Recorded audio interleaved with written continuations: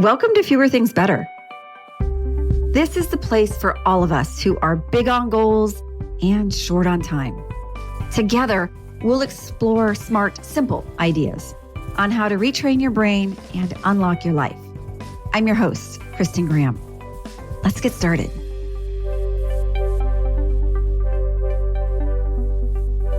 Imagine for a moment that you are on an airplane. You've been traveling for a while and it's almost time to land. You have a good plan for the trip ahead. You've packed what you needed, you've done your research, and you're really eager to get started. As the wheels touch down, a voice comes over the speakers and says, "Welcome to Holland." Wait, what? Holland? That's not where you're going. This is a mistake. You try to flag somebody down, you turn and ask the people around you. Yes, they all say, "We're going to Holland." "But I'm not supposed to be here," you insist. "This isn't where I was going. I need to go back." They don't hear you. They're already moving off the plane. You look around at your stuff. This is all wrong.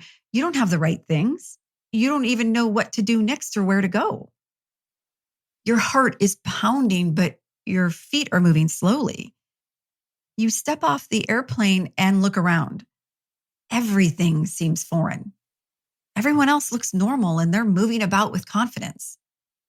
You start wandering aimlessly. You know you need to get help, but you don't know who to ask or how to even speak the language. Finally, you see a sign that says information and you walk up to it.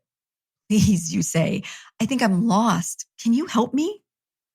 The person smiles and says, "Yes, I can. Welcome to Holland."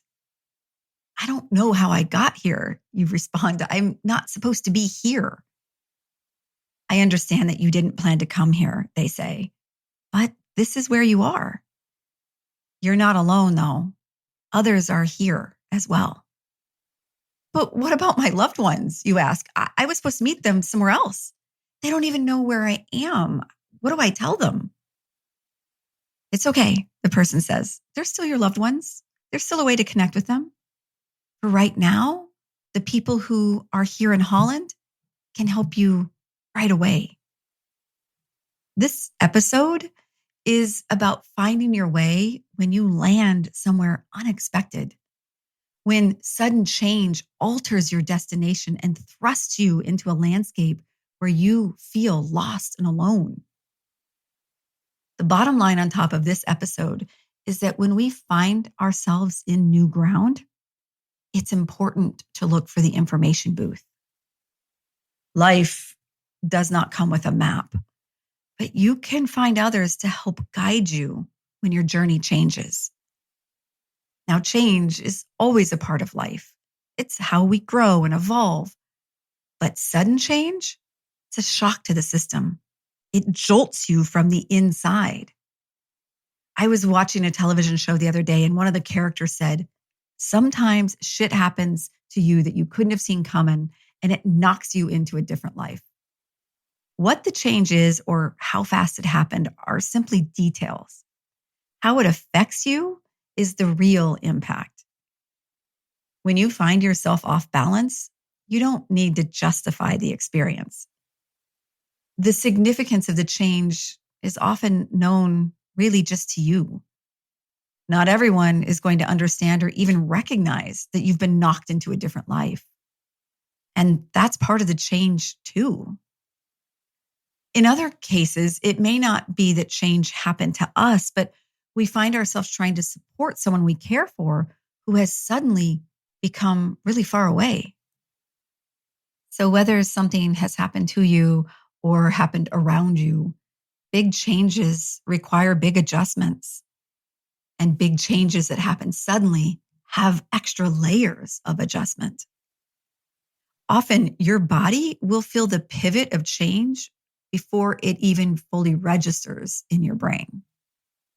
Sudden change kickstarts stress response in the body. Your heart rate and blood pressure go up. Your muscles are tense. You might start to feel warm or find it hard to breathe regularly. Your nervous system is on high alert to see which of the fight, flight, or freeze responses are needed. Your brain is processing things slow and fast at the same time. It's clocking the shift while seeking the details to explain what is happening and why. Sudden change feels dangerous, and an initial instinct is to remove yourself from the situation so you can process. Seeking help is a survival instinct as well. During all of this, though, your brain is trying to help you. It activates its internal superpowers. It has a remarkable ability to adapt to change through neural plasticity. As you are taking in new information, your brain is already working to recognize these neural connections and form new pathways. These elements open you up to new skills, coping strategies, and even quick ideas as you are navigating unfamiliar situations. The biology and brain science of change provide the very tools you need to help adapt to the situation. Being able to accept the change, however, that comes from the community around you in this new land. It's natural to want to turn back to where we were, and there is some support that can be found there.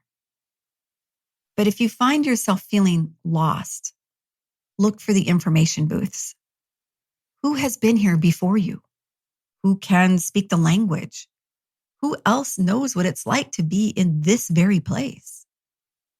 And while your brain and body are firing on all cylinders, you still are in need of basic care, food, water, rest. And all of those things might be disrupted, which is why tending to your energy is one of the best ways to provide yourself with important fuel as you navigate this change. Most of the time, change is a layover, not a final destination. But while you adjust, there are two energy efforts that are helpful. The first is focusing on hydration.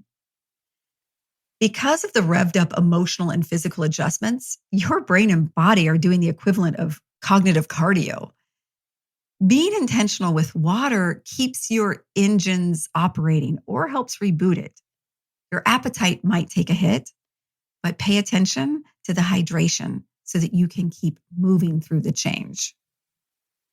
The second thing is movement itself. Even walking as you think helps metabolize that surge of stress hormones. Just as your mind might be buzzing, your body could be shaking. It's on high alert. While it may not be possible to do regular exercise, movement of any type can help regulate the breathing, process blood flow, and helps change the visual scenery. More than ever, times of big change are when it's important to take good care. And one day, your current journey may help you serve as an information booth for others. So whether this episode applies to you now or one day, or applies to you personally or to someone near you, I hope you were able to find fellow travelers in all your journeys. Thanks for listening. You can find a lot more like this by following me on LinkedIn or going to unlockthebrain.com and joining the mailing list. And if you found value in this podcast, please take a moment to rate or comment. Thanks so much. And now let's go do fewer things better.